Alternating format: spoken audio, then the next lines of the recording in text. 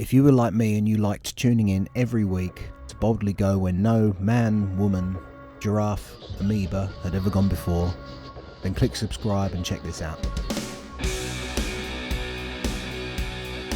When I was a kid, I used to love tuning in every week to watch Captain Jean-Luc Picard and his awesome crew travel stars. You never knew what was going to happen, and it was wonderful. The whole point of the show was for a better tomorrow. The whole point of the show was equality among absolutely everyone. It was done in such a way you didn't even notice it. You just watched it, loved it, and by the end of every episode you just felt good. The cast of actors was perfect. Captain Jean-Luc Picard, who in my opinion is the best captain. Controversial! Riker, Geordi, Data. Geordi and Data made science cool again. Deanna Troi, Worf, who was an absolute badass, Dr. Crusher, the list is endless. There was even certain villains and bad guys that you just couldn't help but like. What? Then it came to an end like all good things do, and we went on to Deep Space Nine, and then we went on to Voyager, and then we went to Enterprise, which wasn't as good, but I did like it. But the theme tune was awful. Everyone knows this. 20 years later, we got an announcement at one of the conventions. Patrick Stewart came up onto the stage, looked at everyone and said, Jean-Luc Picard is back.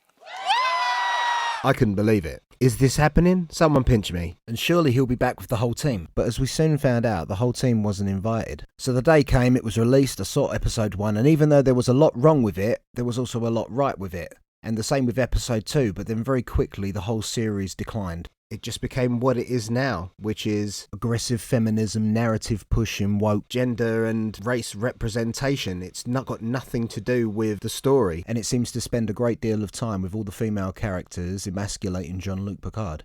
This admiral who was once a strong, masculine captain of the Enterprise just spends most of his time getting belittled and sworn at by the female characters, which is pretty shit. Reinstate me. Sheer fucking hubris. You wouldn't swear at your granddad like that in real life, let alone a decorated admiral. And when it comes to the swearing in the show, well, we all know from Star Trek 4 The Voyage Home that by this point in time, no one swore. But never mind, we'll just change things because no one will really care. But the thing is, we do care. Maybe if Alex Kurtzman and the writers had kept that in mind, the show would have turned out better. And yes, the original story was about representing everyone, but the thing is, the way they're doing it now is like it is in real life, where it's shoved into your face. Back then, it wasn't shoved into your face. Back then, everyone was just on it and you just accepted it. Now, it's done in such a way that you can see what they're doing. They just slap it straight in your face. They're going to go, look, we're going to do this and this is what we want you to think. And because of that, I think the show has suffered. It's just all about the message they're trying to get across to you rather than the actual story, the acting, the show. It's about what can we force down people's throat? What agenda have we got? And that's what this show is. That's what Discovery is. And my big question is, can they make up for all the damage that they've done with this last season? They've announced it's the last one. Can they make it better? I'm desperately hoping that they can. I'm holding on to the tiny bit of hope that this time round they are actually going to listen to the fans, that this time round they have actually listened to the fans and they're going to give us what we want. It's difficult not to, but I'm not blasting the whole thing. There were key points in Season 1 and Season 2 that were beautiful. I'm talking about the majority of it. And when agenda is pushed into a show, it ruins it. Like, example, bang, 7 of 9 is a lesbian. A character that people loved in 7 seasons of Voyager, and from my recollection was straight the whole time. 20 years later, you're a lesbian. Yeah, because that happens. If you're going to force a narrative into a show so that everyone's got representation, then do it so it at least seems real and not forced. Don't get a character that's been part of the lore for about 30 years and change their sexuality just to tick a box. Make a new character, but they can't do that. Because they're shit. I'm not going to get to the age of 50 and suddenly go, you know what? I think I like men now.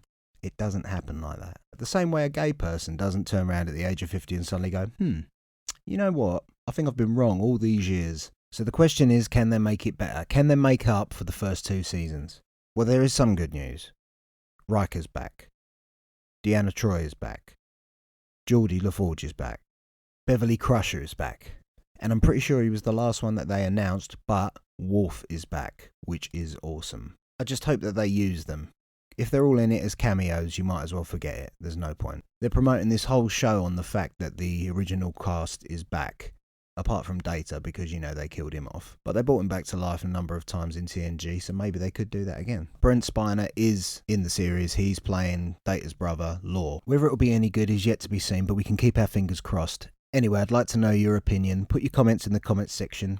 Click subscribe. Keep an eye out for my next video. And thank you for listening. Cheers.